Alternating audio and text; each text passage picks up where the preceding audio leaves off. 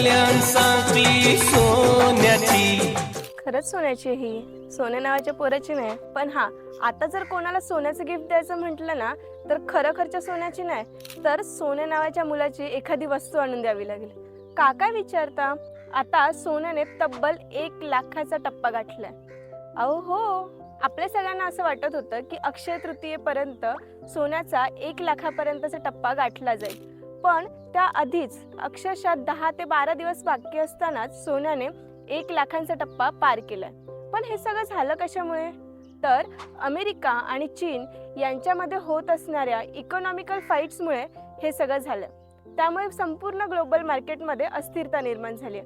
त्यात आपले ट्रम्प तात्या, त्यांनी जगभरात हलवलेलं मार्केट यामुळे सोन्याचे दर पडतील असं अनेक तज्ज्ञांनी सांगितलं.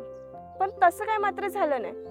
उलट जेव्हा मार्केट स्थिर झालं त्यानंतर सोन्याने तर अगदी गगनभेदी उडीच घेतली. त्यामुळे असं असूनही सोन्याची मागणी मात्र काय कमी व्हायचं नाव घेत नाहीये. आणि याचमुळे सोन्याचे दर असेच वाढत राहणार यात काही शंका नाही.